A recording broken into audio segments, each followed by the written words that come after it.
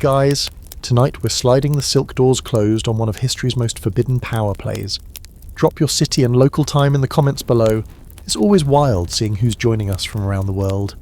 Now dim the lights, maybe light some incense for that gentle temple glow, and let's walk together into the shadowed corridors of 8th century imperial Japan, where nuns could be empresses and priests could topple kingdoms. You wake up in the year 749. Your pillow isn't memory foam. It's a silk-covered wooden headrest that has left permanent creases in your neck. Your blanket is layered silk robes that cost more than most people's houses, but they're heavier than medieval chainmail and about as comfortable as sleeping under a decorative tablecloth. You're not just anyone. You're Empress Kōken, Japan's 46th ruler, and you've just inherited the most complicated family drama in Asian history. The morning bells aren't from your phone alarm, they're temple bells echoing across Nara, the capital that smells like burning incense and political tension. Your bedroom walls are covered in Buddhist paintings that seem to watch your every move, which is fitting because literally everyone in the palace is watching your every move. You stretch, and your joints crack like bamboo in a windstorm. You're 31 years old, which in 8th century terms makes you practically middle-aged, yet you're Japan's most powerful person. But here's where it gets interesting, spoiler alert. You're about to become the only person in Japanese history to rule twice, and the second time will involve overthrowing your own cousin for a priest who may or may not be sharing your royal bed. Your morning routine starts with servants who've been awake since 4 a.m. preparing your 12-layer kimono. Each layer has meaning, colour significance, and enough fabric to carpet a small apartment. Getting dressed takes longer than most people's entire morning routine, and by the time you're fully clothed, you look like a walking art exhibition that costs more than a modern Ferrari. The silk feels like wearing liquid money, but it's so heavy you need help standing up. Your breakfast isn't coffee and toast, it's carefully arranged delicacies that look beautiful and taste like eating flowers that someone forgot to season. You're not allowed to eat with your hands because your fingernails are painted and decorated like tiny works of art. Everything is served on lacquerware that's more valuable than most people's inheritances, and you eat with chopsticks made from materials you can't pronounce. The palace around you is a maze of sliding doors, hidden passages, and rooms where important people whisper about things that could get them executed. Your mother, Dowager Empress Kōken, is essentially running a shadow government from her quarters, and your main advisor, Fujiwara no Nakamaro, has been consolidating power like he's playing us a very deadly game of medieval chess. You look out your window at gardens, so perfect they make Instagram filters weep. But you're thinking about something else entirely. Your father, Emperor Shomu, abdicated to become a Buddhist monk, leaving you with a throne that feels like sitting on a porcupine made of politic. Half the court thinks women shouldn't rule, the other half thinks you're their ticket to power, and everyone's waiting to see who you'll marry to produce an heir. But you're about to make a decision that will shock the entire imperial system. You're going to choose your own path, even if it means becoming a nun-empress, who falls for the wrong man and destroys everyone who stands in her way. You're staring at your reflection in a bronze mirror that shows your face like you're viewing it through ancient water. This morning, like every morning, you're reminded that you exist because of a political accident that changed Japanese history forever. Your father named you crown princess in 738, the first time those words had ever been spoken about a woman in Japan. Congratulations, you've just invented female succession, and half the court is still confused about whether you're legally allowed to exist. Your childhood was less princess in a tower and more political experiment with silk clothes. Your tutor, Kibi no Makibi, taught you Chinese classics and statecraft while other girls your age were learning flower arrangement and how to write poetry about sadness. He treated your brain like it mattered, which was revolutionary enough to get him temporarily exiled by people who thought teaching women to think was dangerous. Spoiler, they were right to be worried. Your mother, Empress Kōken, transformed the traditional queen consort's household agency into something called the Shibichudai, basically a 1,000-person bureaucracy that could bypass the official government. Think of it as ancient Japan's first female-run shadow administration, and your mother was its CEO. She appointed her nephew, Fujiwara no Nakamaro, as the head, creating a power structure that made the official Council of State look like a neighbourhood watch committee. The palace you grew up in was a place where every conversation had 3 meanings, every gift had 5 political implications, and every smile could either make your career or end your life. You learned to read people's intentions like weather patterns, a skill that would later save your throne and destroy your enemies. The servants whispered that you had your grandmother's eyes and your mother's political instincts, which was either a compliment or a warning depending on who was doing the whispering. Your teenage years were spent watching your father, Emperor Shomu, wrestle with the massive project of building Todaiji Temple and its giant Buddha statue. The project was so expensive it nearly bankrupted the empire, so controversial it sparked rebellions, and so ambitious it required divine intervention just to get public support. You watched him deal with political pressure that would have crushed most people, learning lessons about power that no princess manual could have taught you. When you turned 20, the court started the uncomfortable conversation about your marriage prospects. In most royal families, this would have been arranged when you were born, but you were a political first draft. Nobody had written the rules for marrying off a female heir yet. The discussions happened in rooms you weren't allowed to enter, but the results would determine whether you lived as a puppet wife or died as an inconvenient experiment. By 747, you were watching your father grow increasingly religious and politically exhausted.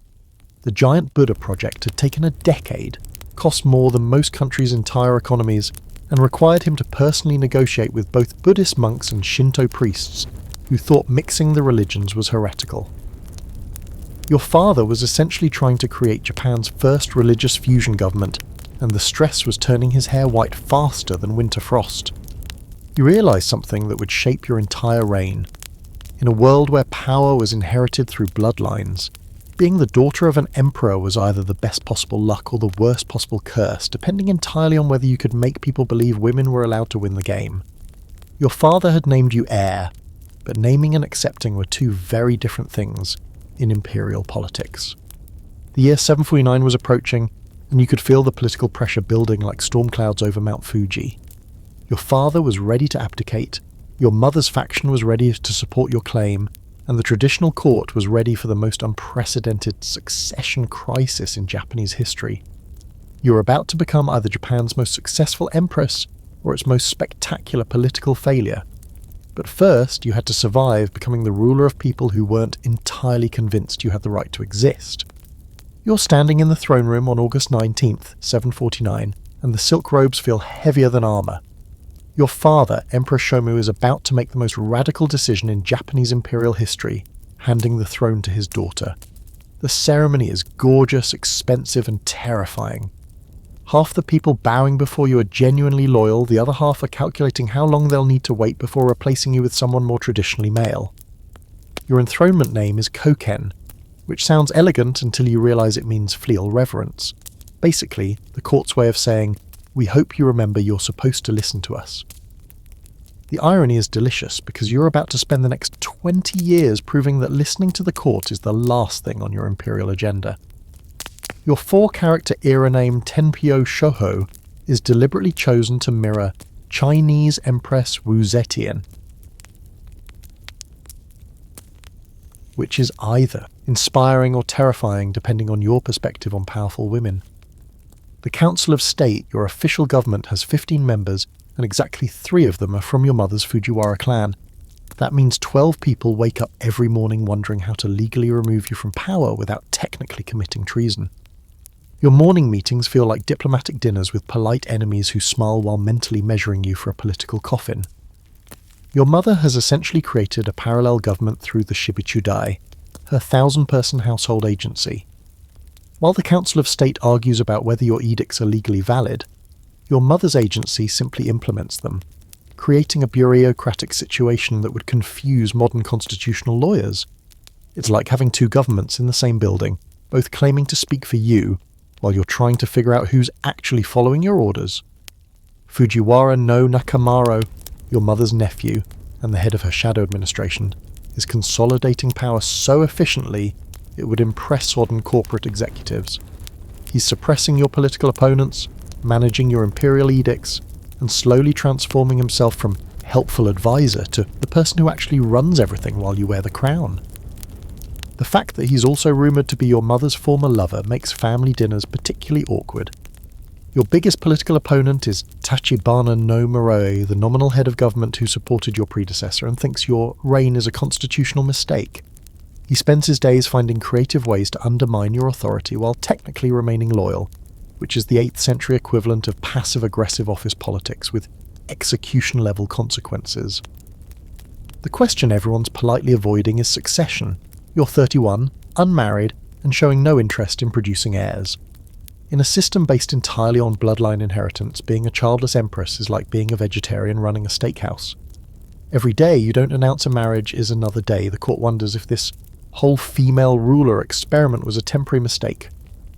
Your daily routine involves issuing edicts about everything from diplomatic missions to legal statutes, but half your energy goes toward proving each decision is legitimate. You're not just governing, you're constantly defending your right to govern, which is exhausting enough to make anyone consider early retirement to a nice Buddhist monastery. The palace atmosphere is thick with the kind of tension that makes everyone whisper and no one make eye contact for too long. Your servants are nervous, your advisors are calculating, and your guards are wondering if they're protecting you from external threats or internal coups. Even your food tasters seem more paranoid than usual, which is saying something in a court where poisoning rivals is considered a legitimate political strategy. But you're about to discover that the real threat to your throne isn't coming from the Council of State or political opponents. It's going to come from your own family, a handsome Buddhist monk, and a scandal that will redefine what Japanese emperors are allowed to do in their private lives. The year 756 is approaching, and with it, the chain of events that will turn you from Japan's first female heir into its most controversial ruler. You're sitting in your imperial chambers in 758, 9 years into your reign, and something's changed. The political game that once felt manageable now feels like juggling flaming swords while riding a horse that's decided you're not its favourite person. Your cousin, Prince Oi, is making moves that would impress a modern corporate takeover specialist, and you're about to meet the man who will either save your throne or destroy everything your family built. His name is Dokyo, and he's not your typical Buddhist monk. Picture this: 6 feet tall in a time when most people are roughly hobbit-sized, with this other kind of charismatic presence that makes emperors listen and enemies nervous.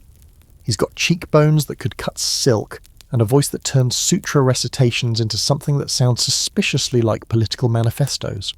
When he walks into a room, conversations stop, not because he's holy, but because he's magnetic in a way that makes people wonder if enlightenment comes with a side of dangerous ambition.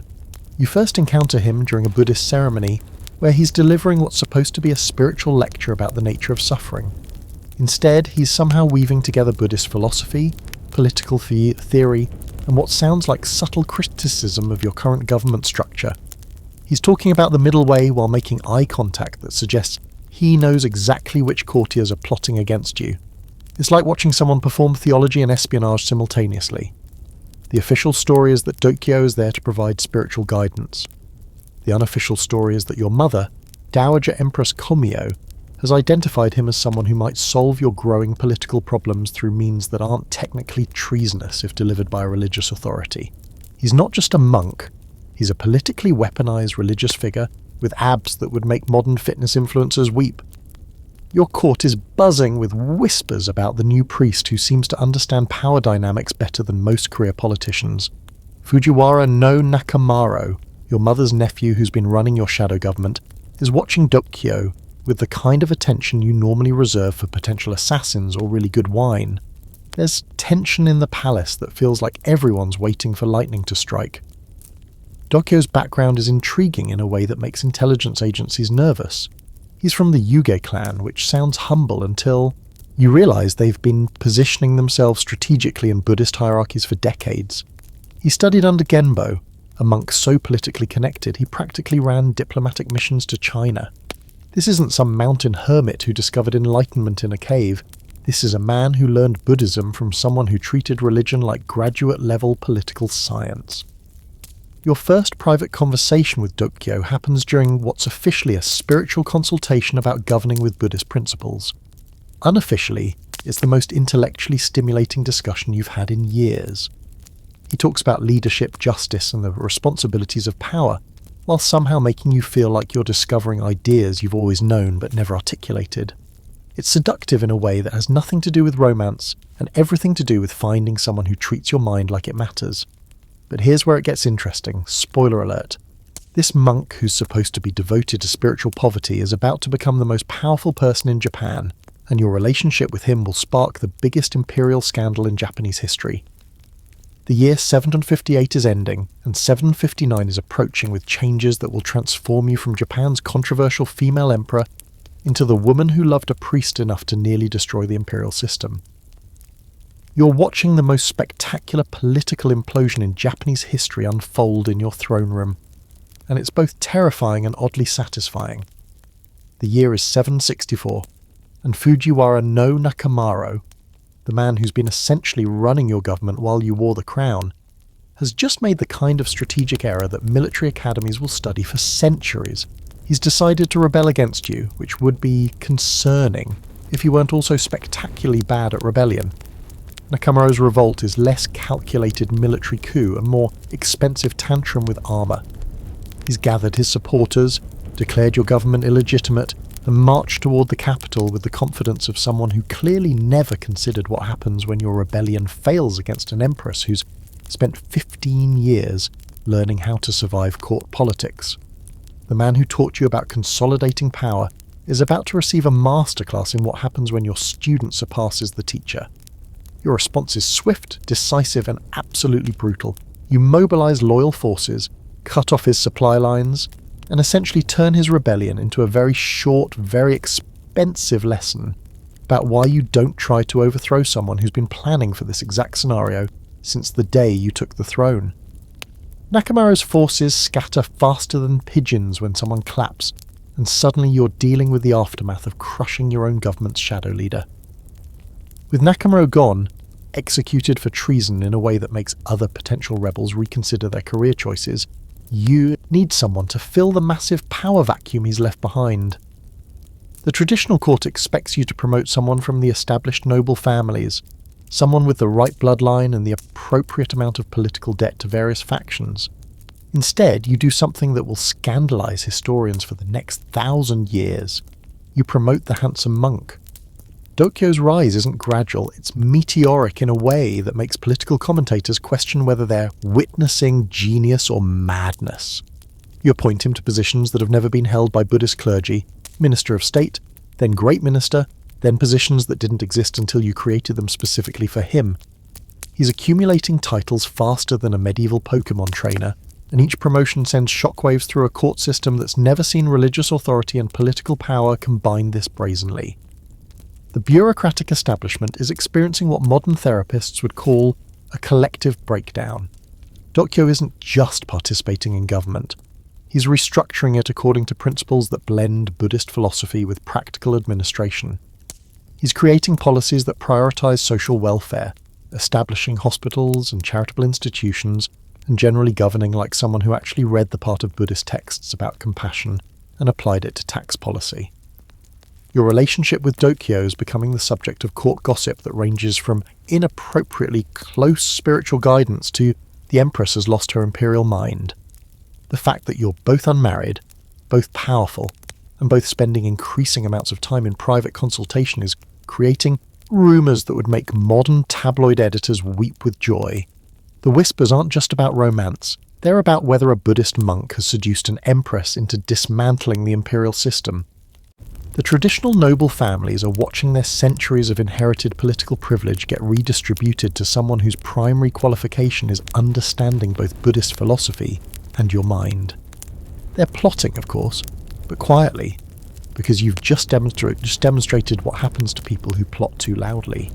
Dokyo isn't just your minister, he's your political shield, your intellectual equal, and quite possibly the first person who has ever treated your authority as completely legitimate. But here's where the story gets really scandalous. You're about to do something that will make promoting a monk look conservative by comparison. You're going to abdicate, become a nun, and then reclaim your throne in the most unprecedented comeback in imperial history. You're standing in a Buddhist temple in 758, wearing robes that cost less than your breakfast used to, and you're about to make the most radical decision in imperial history. You're abdicating, giving up the throne voluntarily to become a Buddhist nun. The court thinks you've either achieved enlightenment or suffered a complete mental breakdown. And honestly, you're not entirely sure which one it is yourself.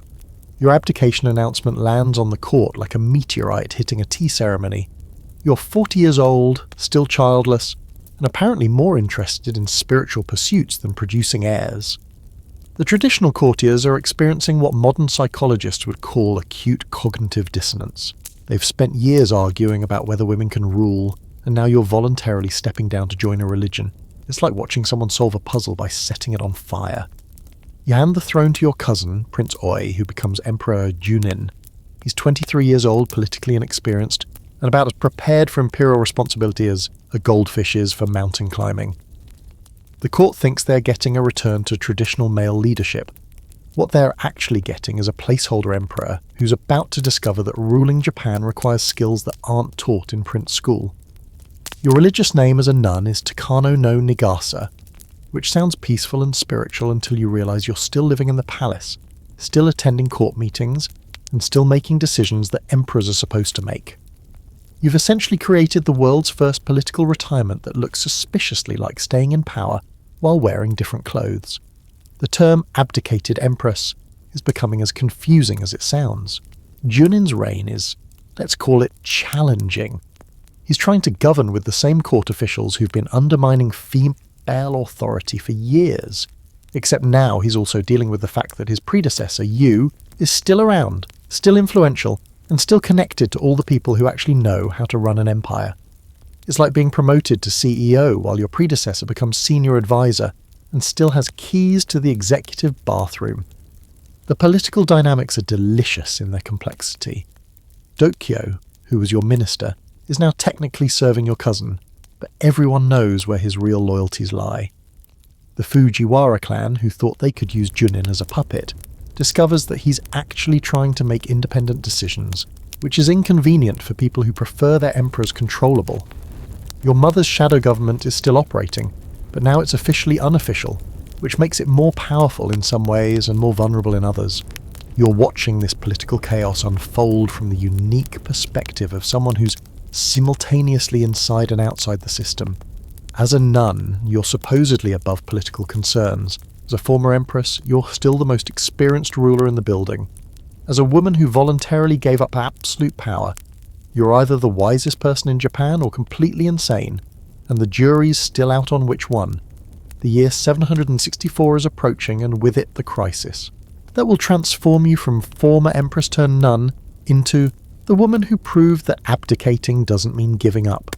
Junin is about to discover that being emperor is harder than it looks, especially when your most powerful courtiers are plotting against each other, and your predecessor is taking very detailed notes on all your mistakes. Your relationship with Dokyo during this period is the subject of intense speculation.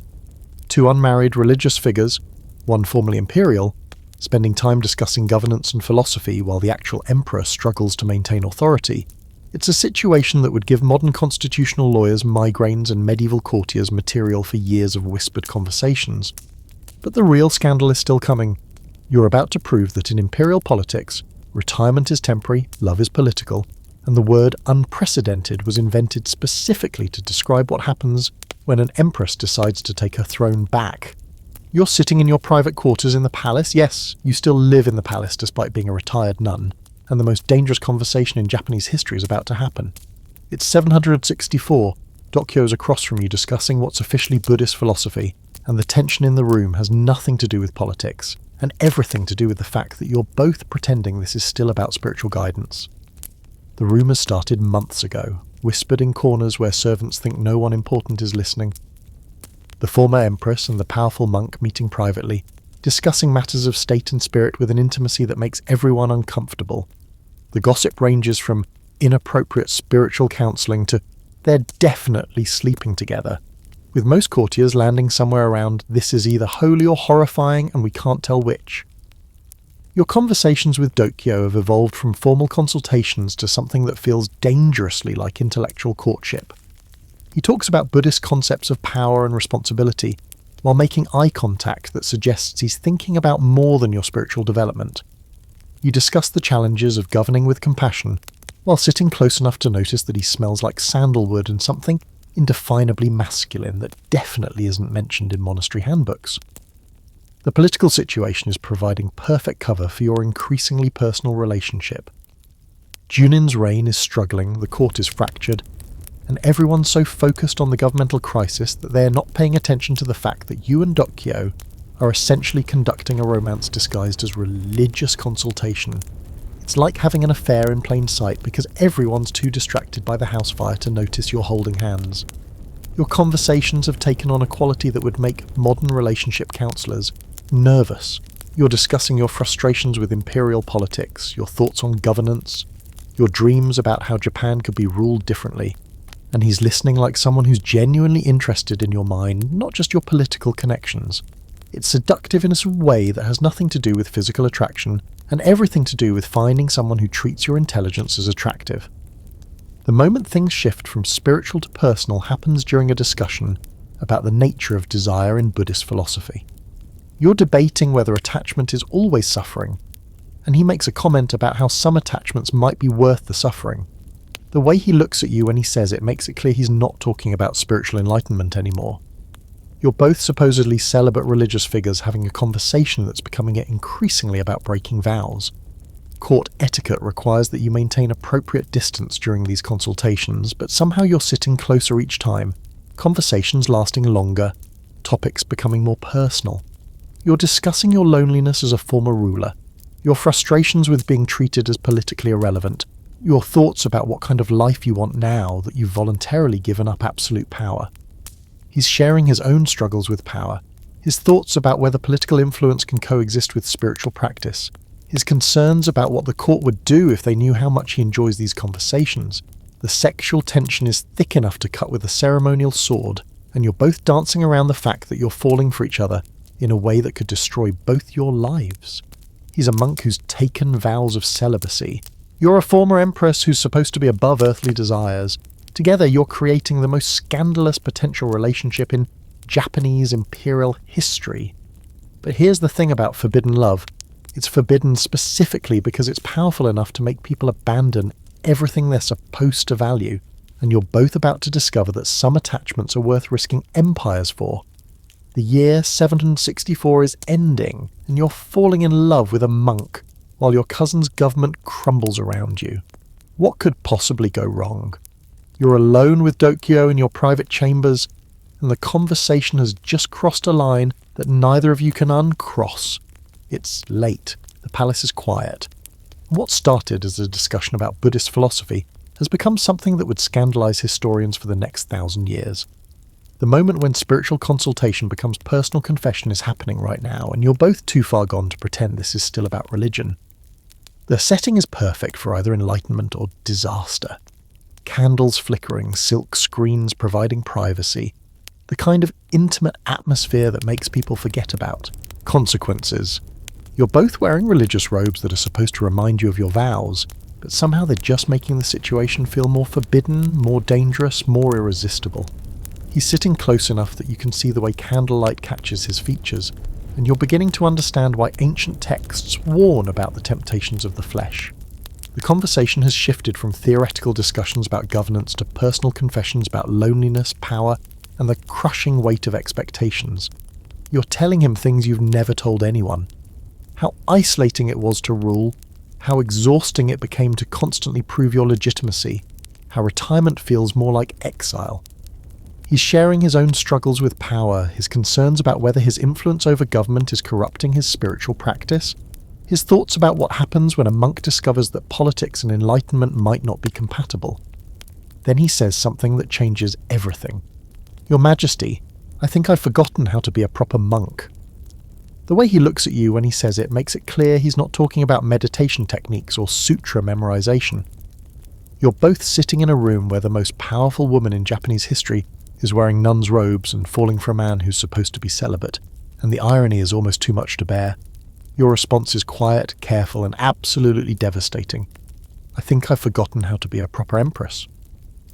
The admission hangs in the air like incense smoke, heavy with implications that neither of you want to examine too closely. You're confessing that power, achievement, and religious devotion aren't filling the empty spaces in your life that feel suspiciously person-shaped. The physical moment happens slowly, carefully, like two people approaching something they know will explode if handled wrong. A hand touches another hand during conversation. Sitting closer becomes sitting close enough to feel body heat. Eye contact becomes the kind of looking that feels like touching.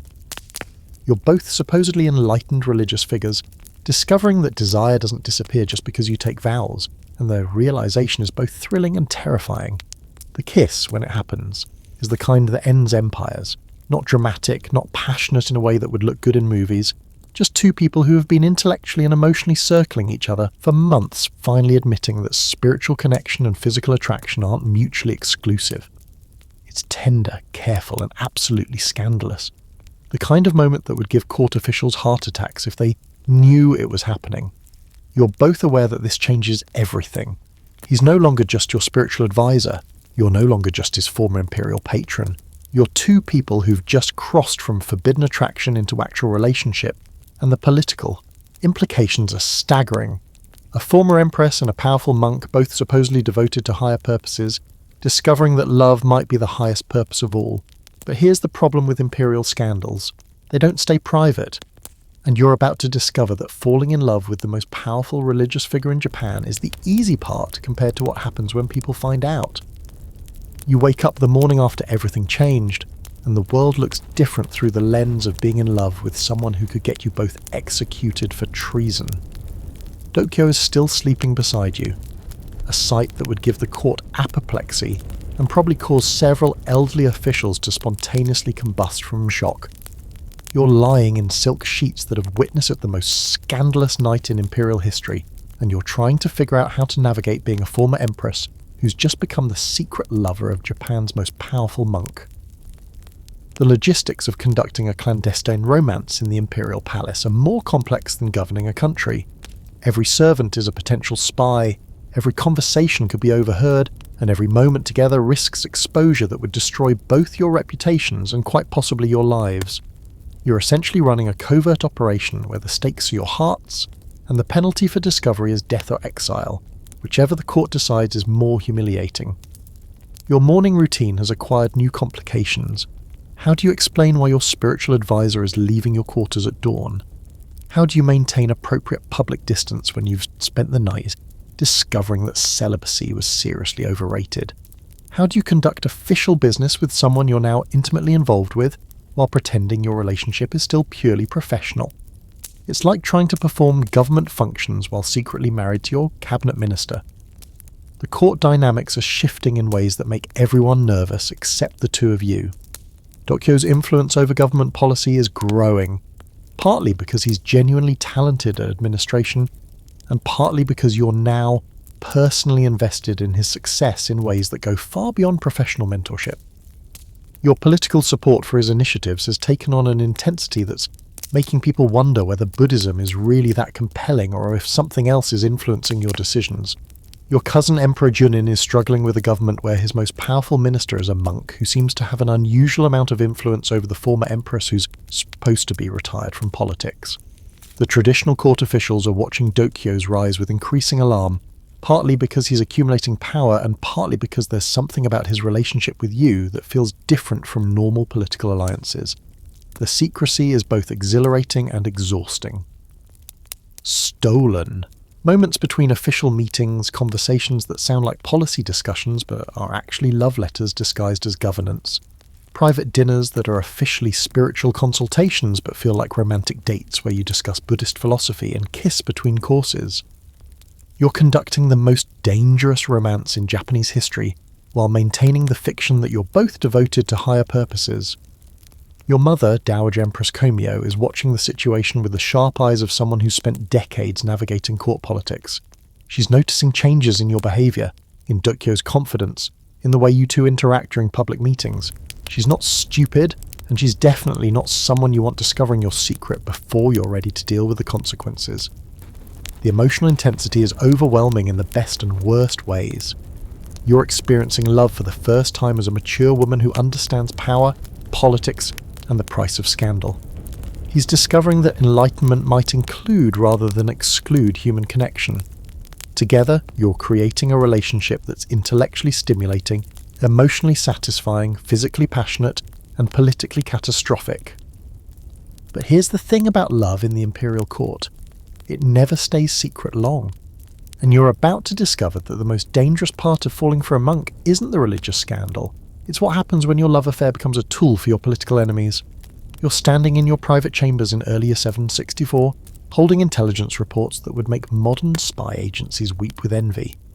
And you're realizing that your love affair with Dokyo has accidentally created the perfect conditions for the most audacious political comeback in history. Your cousin Junin's government is crumbling.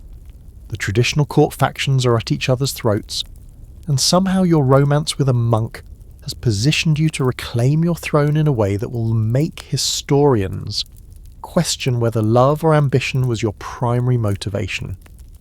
The political situation is deliciously chaotic. Junin is trying to rule with advisors who preferred when emperors were figureheads, but he's developed inconvenient opinions about actually governing. The Fujiwara clan remnants are plotting to restore their influence. The Buddhist establishment is split between supporting Dokyo and traditional temple hierarchies, and your mother's shadow government is still operating but now with unclear authority. It's like watching a chess game where half the players don't know the rules and the other half are making up new ones. Your relationship with Dokyo has given you access to information and influence that retired empresses aren't supposed to have. Through his position as a powerful minister, you're essentially running a parallel intelligence network that tracks court politics, religious politics, and the growing dissatisfaction with Junin's reign. You're not officially involved in government, but you're better informed than most active officials, and that information is becoming a weapon. The moment you realize you can reclaim your throne comes during a conversation with Dokyo about the nature of power in Buddhist philosophy. He mentions that true authority comes from the people's acceptance, not from inherited titles. And you suddenly understand that your abdication might have been the smartest political move you never intended to make. You voluntarily gave up power, which means taking it back isn't usurpation, it's response to popular demand. The plan you developed together is brilliant in its audacity. You'll present your return not as a power grab, but as a reluctant response to governmental crisis. You've spent 6 years in religious retirement, observing the struggles of male leadership, and you're prepared to sacrifice your spiritual peace for the good of the nation. It's a narrative that positions you as selfless, experienced, and politically pure. The perfect imperial comeback story. Dokyo's role in your restoration is carefully crafted to appear supportive rather than manipulative. He's not encouraging you to reclaim power. He's providing spiritual guidance that helps you understand your duty to serve. He's not orchestrating a coup. He's facilitating a religious revelation about leadership and responsibility. The fact that you're sleeping together is irrelevant to these high-minded political developments, obviously. The intelligence gathering phase involves the kind of palace intrigue that would make modern political thrillers look tame. You're using your position as a former empress to maintain relationships with key officials, while Dokyo leverages his religious authority to build support among Buddhist communities and sympathetic courtiers. Together, you're creating a coalition that spans religious and secular power structures in ways that traditional factions can't match. Your mother's reaction to your planned restoration is complicated. She's watching her daughter conspire to retake imperial power with her monk lover, and she's not sure whether to be proud of your political acumen or concerned about your judgment. The conversation where you explain your intentions is tense, careful, and ultimately successful. She agrees to support your comeback, partly because she thinks you're the best option for imperial leadership, and partly because she's invested too much in your success to back down now. The timeline for your restoration is accelerating faster than anyone expected. Junin's government is facing crisis after crisis, and each failure creates more support for your potential return. You're not pushing for immediate action, but you're preparing for the possibility that political circumstances might force your hand sooner than planned. But here's where the story gets really scandalous. You're about to discover that reclaiming your throne is the easy part compared to what happens when you try to rule as an empress who's in love with her most powerful minister. You're sitting in what used to be Emperor Junin's throne room on October the 9th, 764, and you've just executed the most elegant political restoration in Japanese history without spilling a single drop of blood. Your cousin is in exile, you're wearing imperial robes again, and Dokyo is standing beside you as your chief minister in a scene that looks like triumph but feels like the beginning of the most dangerous phase of your life. The actual coup was so smooth it barely qualifies as a coup. Junin's government had become so unpopular, so dysfunctional, and so obviously failing that your restoration felt less like a power grab and more like emergency intervention. The court officials who had been struggling under his leadership essentially lined up to welcome you back, which was flattering until you realised it meant they expected you to fix problems they'd created during your absence. Your return announcement was a masterpiece of political theatre. You presented yourself as reluctantly answering the call of duty, stepping away from peaceful religious retirement to serve the nation in its hour of need. The speech hit all the right notes. Selfless sacrifice, experienced leadership, religious wisdom applied to secular governance. No one mentioned that you'd been planning this comeback for months with your monk lover, because that would have ruined the narrative. Junin's exile was handled with the kind of diplomatic courtesy that makes political removal look civilized. He wasn't executed, imprisoned, or publicly humiliated. He was simply relocated to a nice province where he could reflect on the challenges of imperial leadership without the burden of actually leading. It was the 8th century equivalent of a golden parachute with house arrest, and it demonstrated that you'd learned how to remove threats without creating martyrs. The court's reaction to your restoration was a fascinating mix of relief, calculation, and barely concealed panic. Officials who had supported Junin were suddenly discovering that they'd always believed in your leadership. Courtiers who had whispered about the impropriety of female rule were now praising your wisdom and experience. The speed with which people revised their political loyalties would have impressed modern campaign managers. Dokyo's elevation to the chief minister was the most controversial aspect of your restoration, and you handled it with the kind of political skill that would make Machiavelli proud. You presented his appointment as recognition of his administrative competence and spiritual guidance, carefully avoiding any mention of your personal relationship. The fact that you were promoting the man you were sleeping with to the highest government position was irrelevant to these purely professional considerations. Your new imperial name, Shotoku, means holy virtue, which was either divinely inspired or the most ironic choice in imperial history, depending on how people felt about empresses who sleep with their ministers. The name suggested religious authority combined with political wisdom, positioning you as someone who could bridge spiritual and secular leadership in unprecedented ways. The governmental structure you establish is revolutionary disguised as restoration. You're not just returning to your previous reign, you're creating a new model of imperial leadership that integrates Buddhist principles with practical administration. Dokyo isn't just your minister. He's your partner in creating a government that prioritizes social welfare, religious tolerance, and administrative efficiency over traditional noble privileges. The political opposition to your restoration is real but fragmented. Traditional courtiers who opposed female rule are now facing an empress who's demonstrated her ability to reclaim power, while religious conservatives are dealing with a monk who's accumulated unprecedented political authority. Your enemies can't unite effectively because they're fighting different battles.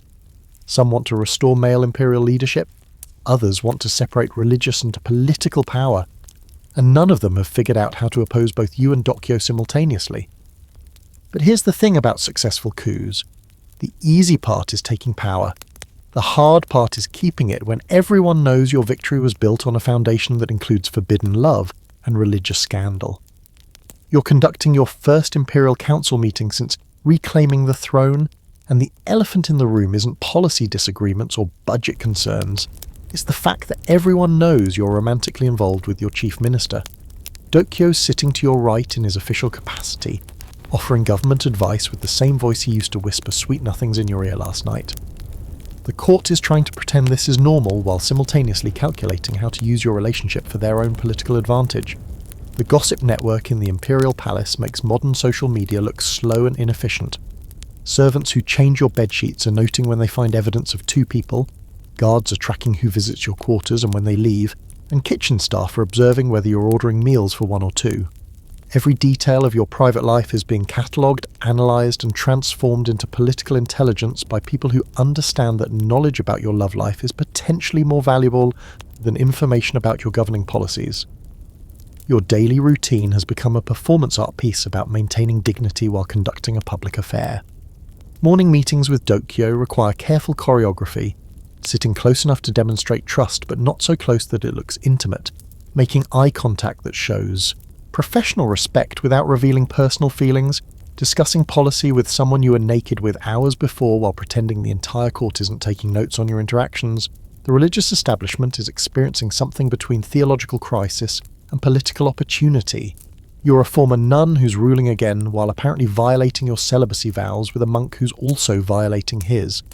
Traditional Buddhist leaders are horrified by the scandal, progressive Buddhist thinkers are fascinated by the innovation, and practical Buddhist administrators are wondering whether supporting you will advance their careers or get them excommunicated. Your policy initiatives are being filtered through the lens of your relationship in ways that make governing surreal.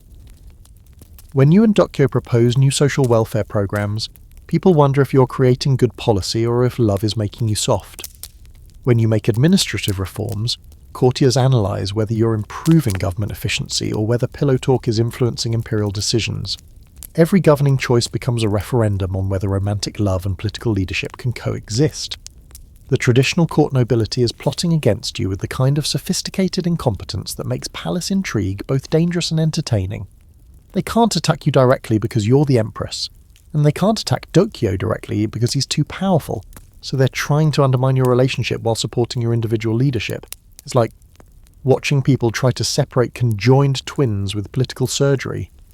Your mother, Dowager Empress Komyo, is navigating the situation with the diplomatic skills of someone who's spent decades managing imperial scandals. She's publicly supporting your reign while privately wondering whether your relationship with Dokyo represents brilliant political innovation or catastrophic judgment. The conversations between you three, mother, daughter, and the monk who's revolutionizing both your personal life and your government, are tense enough to cut with ceremonial swords. The international implications are starting to emerge as foreign diplomats try to understand whether they're dealing with a legitimate imperial government or a constitutional experiment that might collapse into scandal. Chinese envoys are particularly confused because their own imperial traditions have no framework for understanding an empress who rules while openly involved with a religious figure who's accumulated unprecedented political power. Your love affair has become the most analysed relationship in the Japanese history, and you're trying to govern effectively while everyone's watching to see whether passion or politics will ultimately win. The court is divided between people who think your relationship with Dokyo represents dangerous precedent and people who think it represents evolutionary imperial leadership. But here's the most dangerous part. You're both beginning to believe that love might actually make you better rulers, and that belief is about to lead you into the most catastrophic political overreach in imperial history. You're standing in front of the most politically dangerous piece of paper in Japanese history, and it's not a declaration of war or a revolutionary manifesto. It's a religious oracle that suggests your monk lover should become emperor. The year is 769. You've been ruling successfully for 5 years since your restoration, and somehow the gods have decided to weigh in on your love life through the most controversial divine message ever received at Usa Hachiman Shrine. The oracle arrives through official religious channels, which makes it impossible to dismiss as palace gossip or political fabrication. Hachiman, the Shinto deity of war and culture, has apparently sent word through his shrine priests that Dokyo should be elevated from chief minister to emperor. The message is specific, unprecedented, and absolutely explosive. It's suggesting that a Buddhist monk should receive imperial authority traditionally reserved for people with divine bloodlines stretching back to the sun goddess Amaterasu. Your first reaction is a mixture of excitement and terror that would be familiar to anyone who's ever received good news that could destroy their life. The oracle validates your relationship with Dokyo in the most dramatic way possible. The gods themselves are apparently endorsing your choice in romantic partners, but it's also creating a constitutional crisis that could tear apart the imperial system, spark civil war, and quite possibly get both of you executed for attempting to overthrow divinely ordained succession traditions. Dokyo's reaction to the oracle is carefully measured in a way that suggests he's either genuinely surprised or an excellent actor. He expresses appropriate humility about divine will while clearly understanding the political implications of God-endorsed imperial ambitions. The conversation between you two about the oracle's meaning is tense, careful, and loaded with implications that neither of you wants to address directly. Are you discussing religious revelation or plotting the most audacious constitutional revolution in Japanese history? The court's response to the oracle is immediate, dramatic, and predictably divided. Traditional courtiers are experiencing what modern psychologists would call acute cognitive dissonance. They are dealing with a divine message that contradicts everything they believe about imperial succession, while being unable to openly question the gods without committing blasphemy.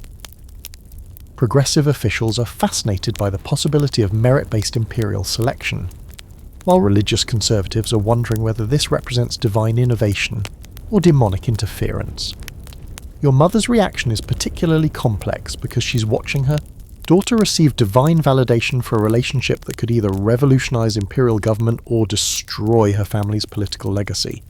The Dowager Empress is simultaneously proud of your political success, concerned about your judgment, and calculating whether supporting divine revelation or opposing religious overreach represents the better long-term strategy for family survival.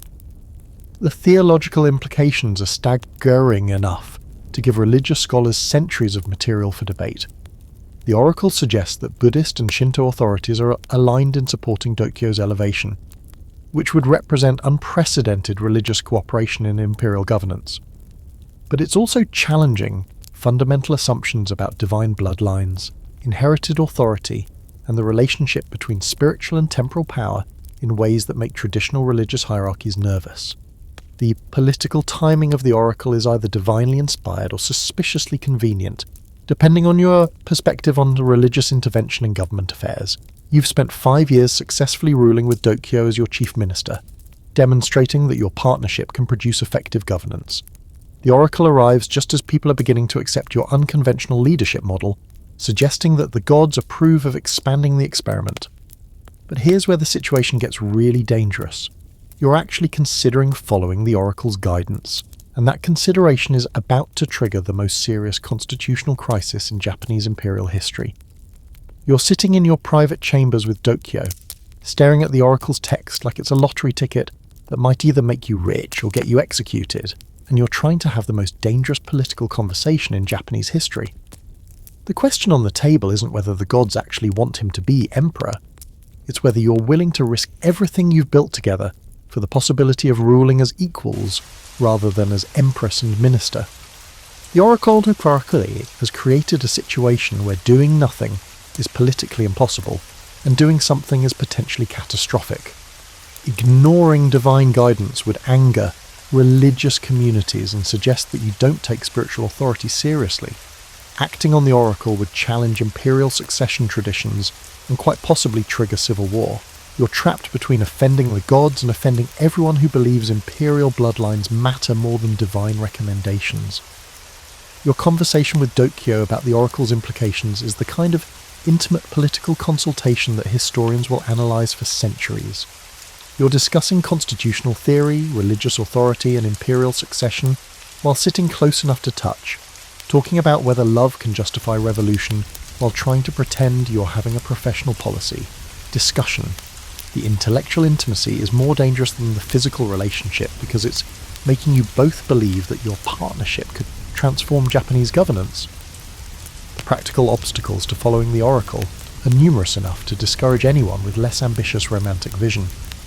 Imperial succession has been based on bloodline inheritance for centuries, and changing that tradition would require convincing the court, the religious establishment, and the general population that merit matters more than ancestry. You'd essentially be arguing that the gods prefer Buddhist monks to imperial princes, which is a theological position that would give traditional Shinto priests migraines. The military implications are particularly concerning because emperors are expected to command loyalty from warrior classes who value traditional authority structures. Asking samurai to follow a monk emperor would challenge their understanding of legitimate leadership and quite possibly spark rebellions from people who think religious figures should stick to spiritual matters. You'd be creating a government that Buddhist communities support but military traditions might reject. Your political advisors are offering guidance that ranges from absolutely not to this is either brilliant or insane, with most people landing somewhere around let's think about this very carefully before making any irreversible decisions. The few courtiers who support the oracle's implementation are balanced by many who think following divine guidance in this case would represent dangerous precedent for future religious interference in government succession. The emotional dimension of the decision is what makes it most dangerous. You and Dokyo aren't just discussing political theory, you're talking about whether your love affair could become the foundation for a new model of imperial leadership. The possibility of ruling as equals, of governing together with official authority rather than unofficial influence, is seductive enough to make you consider overturning centuries of constitutional tradition. The timeline for making a decision is becoming critical because the oracle can't remain secret indefinitely. Religious communities are expecting some kind of imperial response to divine guidance.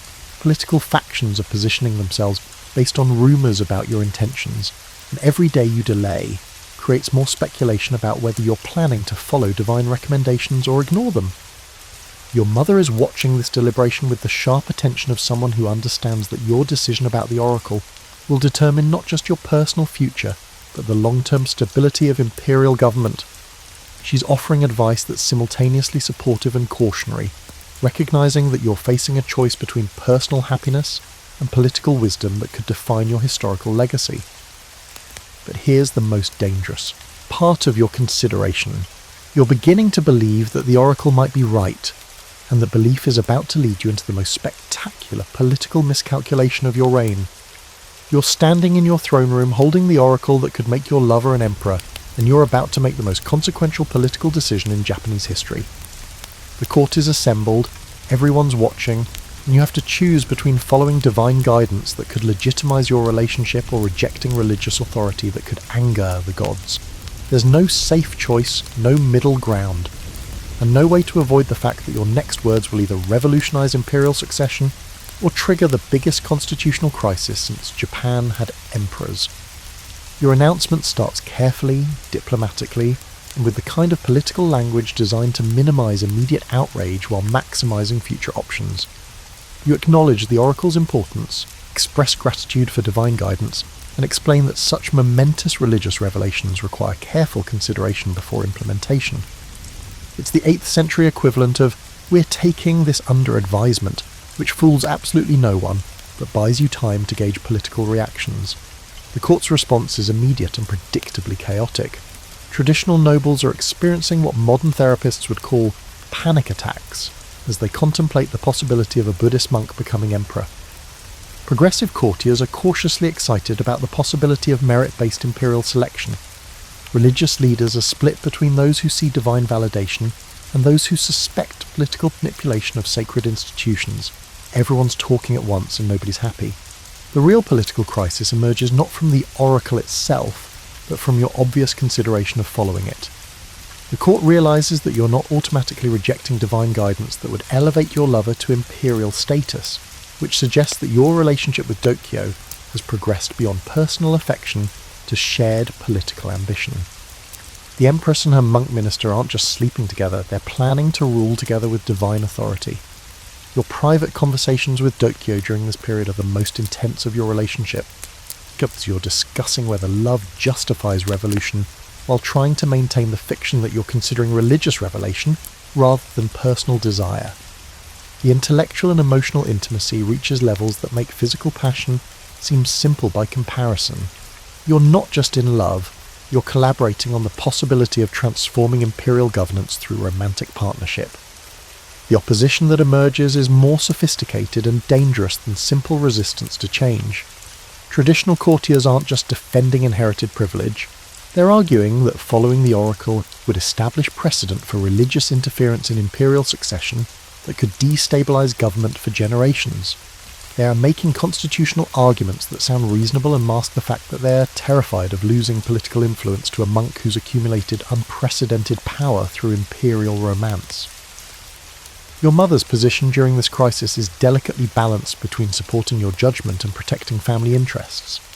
She's watching you consider following divine guidance that could either establish your historical legacy as an innovative ruler or destroy imperial tradition in pursuit of personal happiness. The conversations between you three during this period are tense enough to require diplomatic protocols for family dinners. The moment of decision comes when you realize that the oracle's political implications extend far beyond your relationship with Dokyo. Following divine guidance would challenge not just imperial succession traditions, but the entire structure of inherited authority that supports Japanese government. You'd be arguing that religious revelation matters more than bloodline inheritance, which is either revolutionary wisdom or dangerous precedent depending on your perspective on divine intervention in politics. Your final decision about the oracle is the kind of political calculation that demonstrates either wisdom or cowardice, depending on historical perspective. You choose to respect divine guidance while acknowledging practical limitations, essentially saying that the gods might be right, but the timing isn't appropriate for implementing their recommendations. It's a compromise that satisfies no one while avoiding immediate crisis. But here's the thing about political compromises involving love, divine revelation, and imperial succession. They create more problems than they solve, and you're about to discover that half measures in constitutional crises are more dangerous than bold action. You're waking up in 770 to discover that your relationship with Dokyo has stopped being a personal matter and become a constitutional crisis that's threatening to tear apart the imperial system. The Oracle controversy has transformed you from empress with unconventional romantic choices to ruler whose love affair is destabilizing Japanese government. And the opposition that's forming against you is more sophisticated and dangerous than anything you've faced in your political career. The anti-Dokyo coalition that emerges is a masterpiece of political organisation disguised as religious and constitutional concern. Traditional courtiers who oppose your relationship aren't presenting their arguments as personal disapproval. They're framing opposition as defence of imperial tradition, protection of divine succession principles, and concern for governmental stability.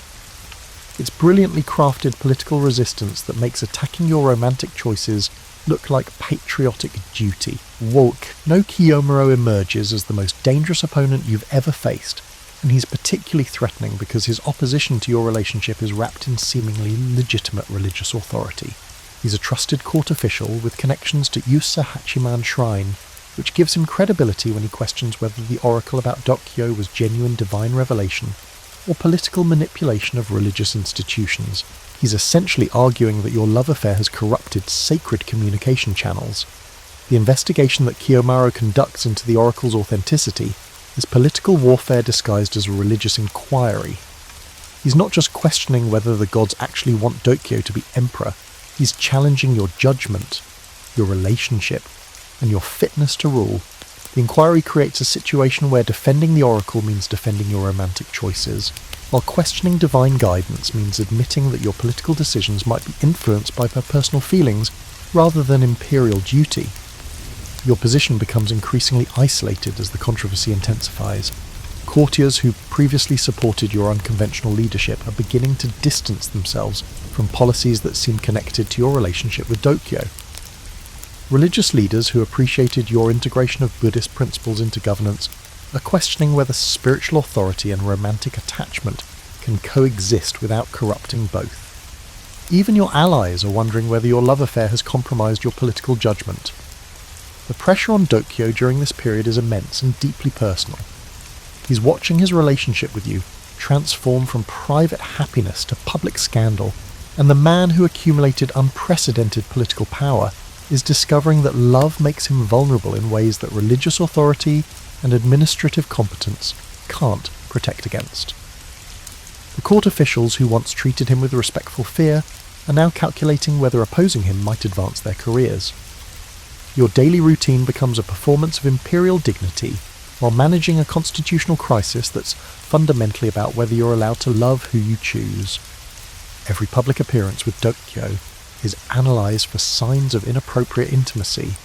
Every policy decision is examined for evidence of romantic influence, and every gesture of support for his positions is interpreted as proof that personal feelings are overriding imperial responsibility.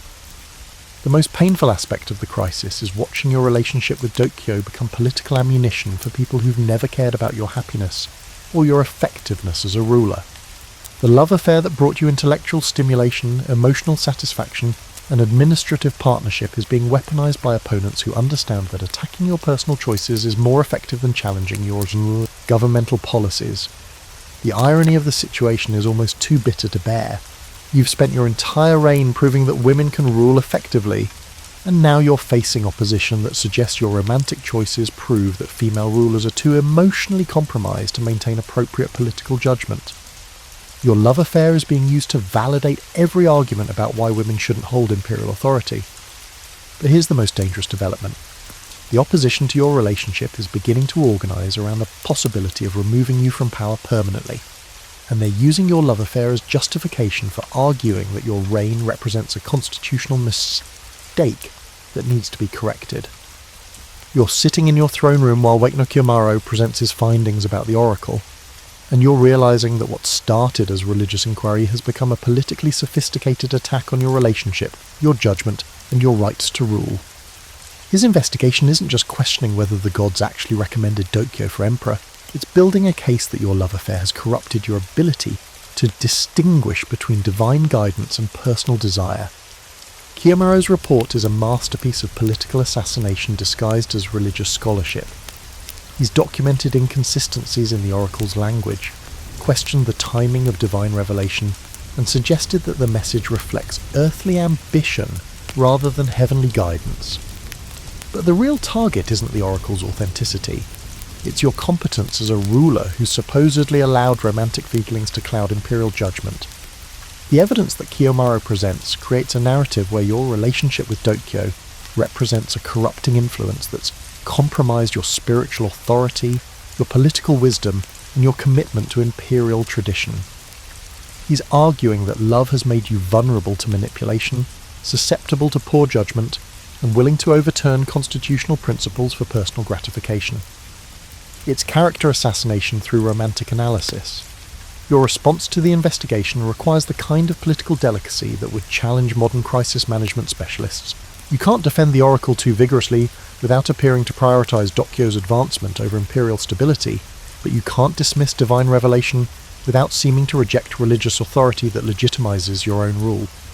You're trapped between appearing lovesick or appearing impious, neither of which supports your political position. Dokyo's reaction to becoming the subject of a religious inquisition is carefully controlled but deeply personal.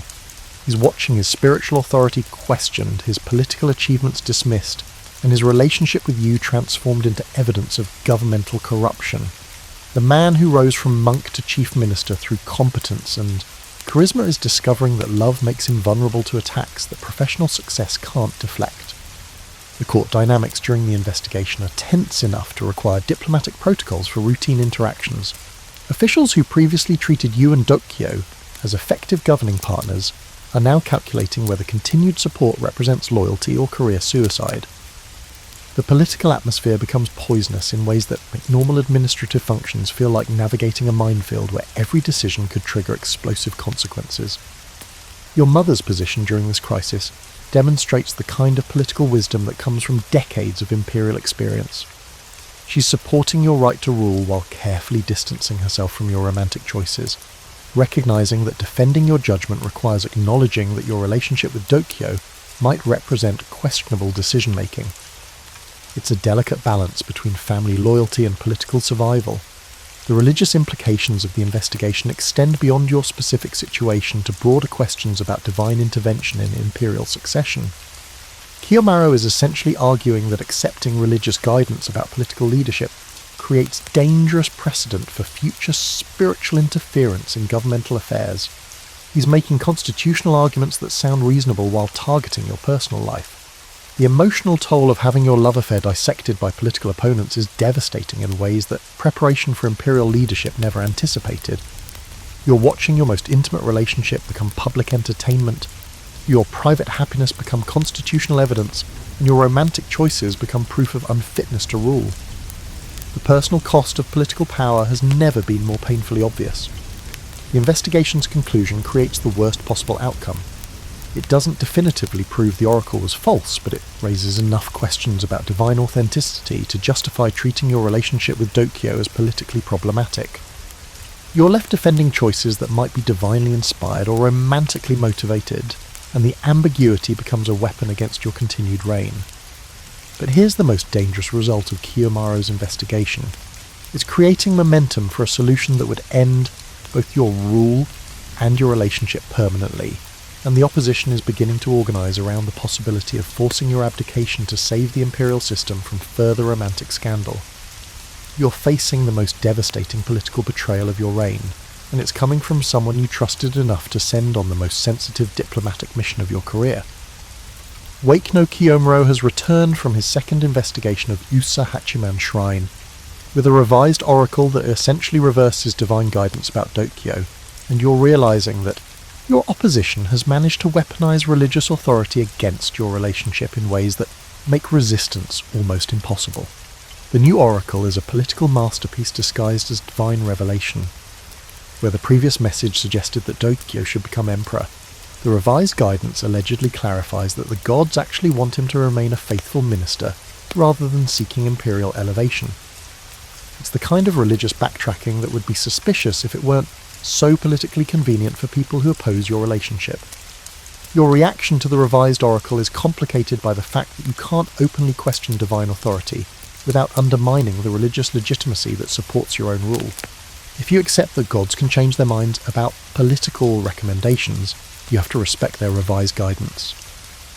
If you challenge the new oracle's authenticity, you're essentially arguing that divine revelation can be politically manipulated, which creates problems for imperial authority that claims heavenly mandate. Dokyo's position becomes impossible as the revised oracle eliminates religious justification for his political ambitions, while creating pressure for him to demonstrate appropriate humility in response to divine correction. He's facing a situation where accepting the new guidance means acknowledging that his relationship with you has led him to misunderstand divine will, while rejecting religious authority would confirm his critics' arguments about corrupting ambition. The court's response to the revised oracle is immediate and overwhelmingly supportive, in ways that demonstrate how much political pressure had been building around your relationship. Officials who had been nervously navigating between your authority and religious tradition are suddenly unified in supporting divine guidance that resolves the constitutional crisis. The relief in the palace is palpable and politically devastating to your position. Your mother's reaction to the religious reversal is particularly complex because she's watching the foundation of your political legitimacy shift in ways that threaten not just your relationship with Dokyo, but your continued reign. The Dowager Empress understands that accepting the revised oracle might end the immediate crisis, but establishes precedent for religious interference in imperial decisions that could destabilize future governance. The opposition that emerges around the revised oracle isn't just celebrating divine clarification, they're using religious authority to argue that your relationship with Dokyo represents ongoing constitutional danger that requires permanent solution. The critics who previously focused on specific policies or particular decisions are now suggesting that your romantic judgment compromises your fitness for continued imperial leadership. The emotional impact of watching divine authority turn against your relationship is devastating in ways that political opposition never achieve. You're not just facing criticism from human opponents, you're apparently receiving celestial disapproval of your romantic choices. The love affair that once seemed blessed by imperial success is now being divinely rejected, and the psychological toll is crushing. The practical implications of the revised oracle create pressure for dramatic action that goes beyond simply ending Dokyo's imperial ambitions. Religious authority is being used to argue that your relationship itself represents dangerous precedent that requires correction through measures that would prevent future romantic scandals in imperial governance. Your opponents aren't just attacking your current choices, they're trying to establish principles that would constrain future empresses. The timeline for resolution is accelerating as political and religious pressure creates momentum for changes that would permanently alter your relationship with Dokyo and quite possibly end your reign. The revised oracle has given your opposition divine authorization for actions that previously would have seemed like treasonous attacks on legitimate imperial authority. But here's the most tragic development. You're beginning to understand that saving your throne might require sacrificing your relationship, and the choice between love and power is about to tear apart everything you've built together. You're standing in your private chambers with Dokyo for what both of you know might be the last time, and the conversation you're having is the kind that destroys hearts while trying to save empires. The revised oracle has created political pressure that makes your relationship unsustainable, and you're both beginning to understand that love alone isn't powerful enough to overcome the constitutional crisis that your romance has created. The decision facing you isn't between right and wrong, it's between two different kinds of love. Your love for Dokyo, which has brought you intellectual partnership, emotional fulfillment, and the most satisfying relationship of your life, versus your love for Japan, which requires you to prioritize imperial stability over personal happiness. The choice is devastating because both options involve sacrificing something essential to who you've become. Dokyo's perspective on the situation demonstrates the kind of wisdom that made you fall in love with him in the first place. He understands that continuing your relationship in the face of divine opposition and political resistance would damage both your reign and his spiritual authority. The man who rose to unprecedented power through competence and charisma is prepared to sacrifice personal happiness for the greater good, which makes losing him even more heartbreaking. The conversation about ending your relationship is conducted with the kind of intellectual intimacy that characterized your entire romance.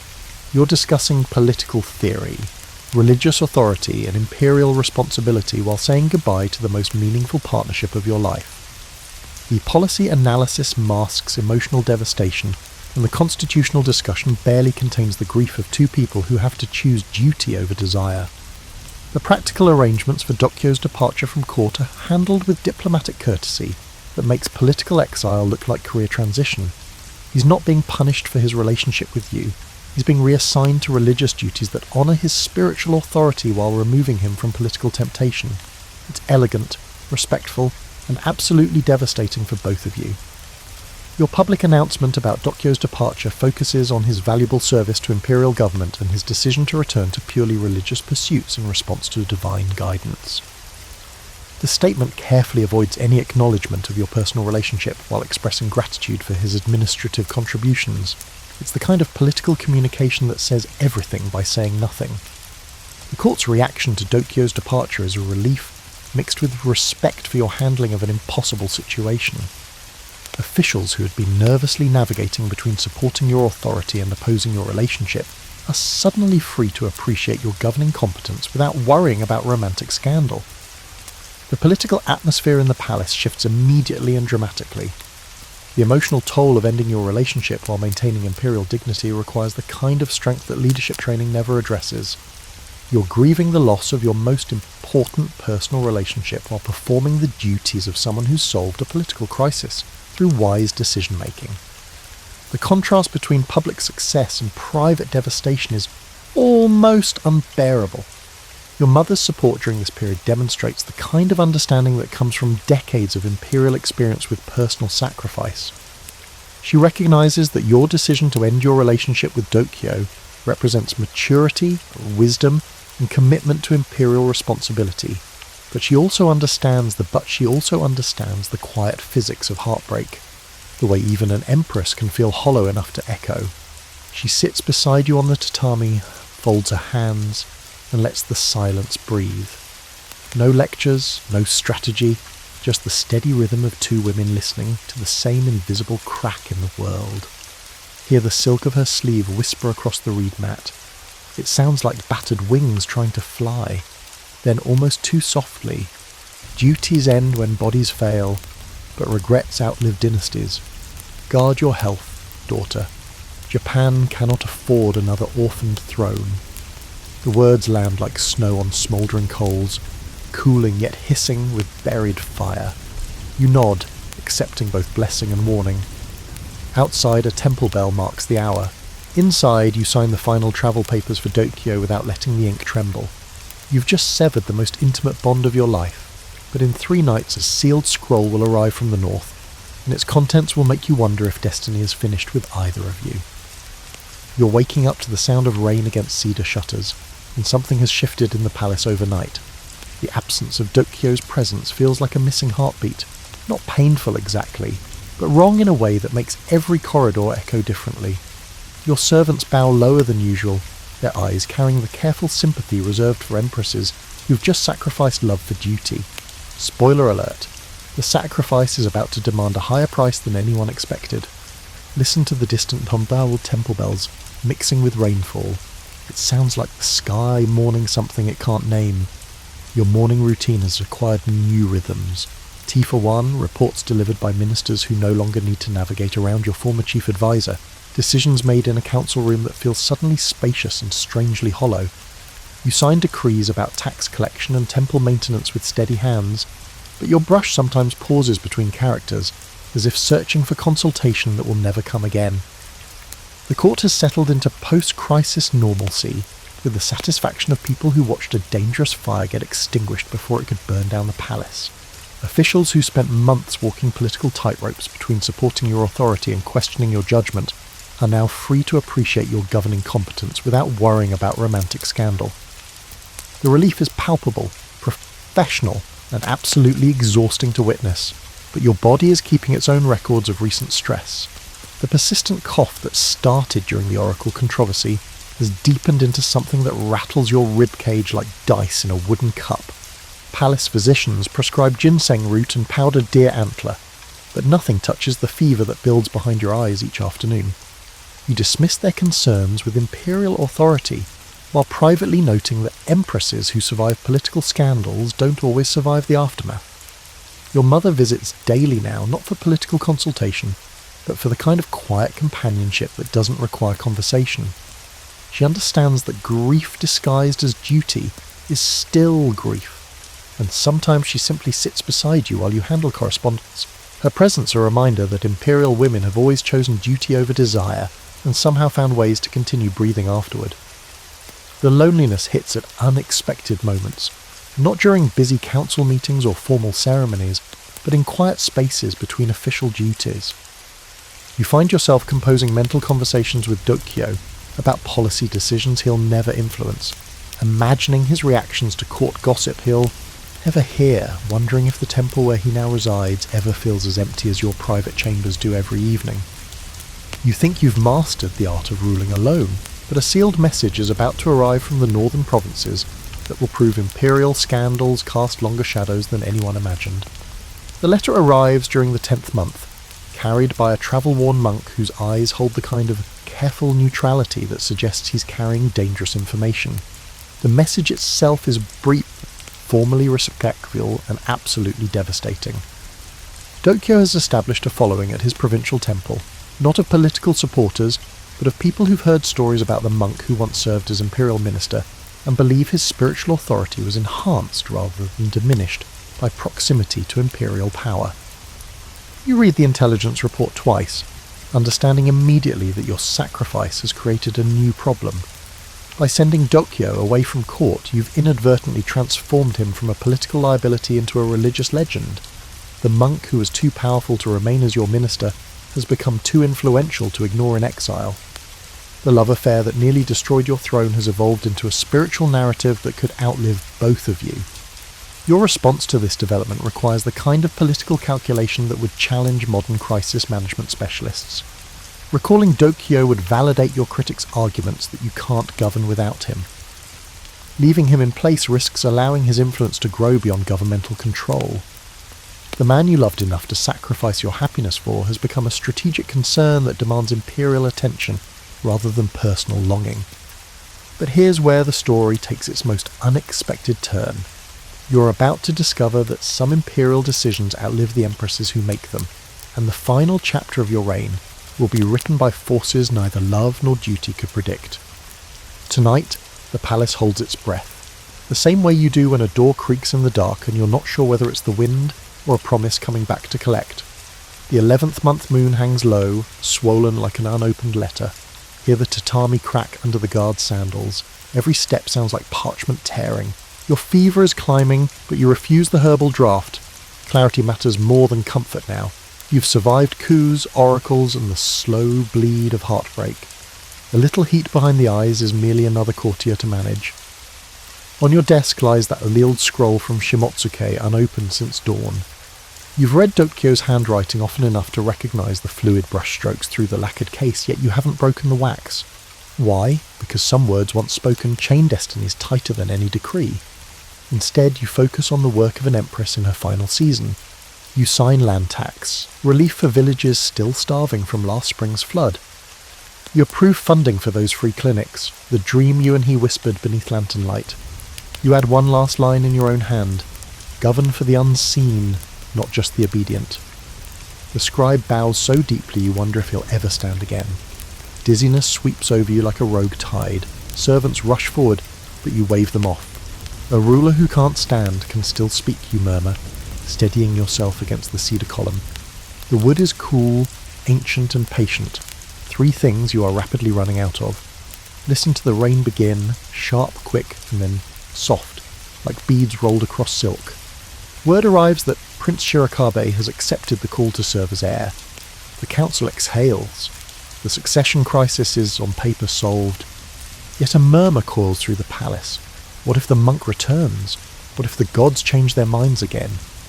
You almost laugh. After everything, the court still fears love more than war. Night deepens. You allow yourself a single indulgence. You open the scroll. Inside only 9 characters. Mountains are tall, vows are taller. I wait. The ink is fresh. He must have known you'd hesitate. Your breath catches, not in romance, but in something larger, a realization that history itself can ache. You close your eyes and picture him kneeling among pines, chanting sutras that rise like mist. Does he sense your pulse faltering? Does he suspect the court already drafts edicts to ensure he never steps within 100 ri of the capital again? Perhaps, yet the scroll isn't a plea, it's a reminder. Some bonds transcend borders, and even emperors can't legislate memory. Another coughing fit grips you, iron tasting and final. You taste blood, you taste goodbye. Dawn is still hours away, but you summon the imperial seal, one decree left. Upon my passing, let no blade be lifted against the monk Dokyo. Let his prayers be counted among the empire's protections. You press the seal. Wax hardens. Fate, for once, feels merciful. Your mother enters, candle in hand. She sees the blood-flecked cloth, the half-rolled decree, the opened scroll. No words, just a nod. Between mother and daughter, silence can be scripture. You lie back, pulse flickering. Hear the storm outside swell and fade, like the ocean reminding the shore who's older. Servants light more candles, yet shadows multiply. Some swear they hear distant chanting woven into the thunder. Others insist it's only roof tiles settling. Either way, the palace corridors suddenly feel crowded. Moments stretch, then thin. The candle's flame gutters. Your final thought slips between one heartbeat and the next. Was the empire worth the echo left behind? The answer never arrives. Your chest stills. A raven shrieks from the garden pine and lifts into the storm, ink on ink. At sunrise, the court announces, Empress Kōken has entered. Nirvana. Ministers don mourning white, scribes sharpen brushes to record how wisely you ruled, how calmly you died. None mention the scroll now hidden in your sleeve, nor the guard who swears a tall monk passed the northern gate at the exact hour your pulse stopped. Feet never touching mud, robes untouched by rain. Centuries from now, pilgrims will swear the clinics you founded echo with footsteps no one sees, and that a single sutra chanted at midnight can cure fevers the body and the state both fear. If destiny offered you one forbidden love at the cost of an empire, would you sign the decree or break the seal? Dim whatever light is left, feel the rain ease and drift. Some answers wait beyond cedar gates, others ride a raven's wing, still circling, still choosing where to land.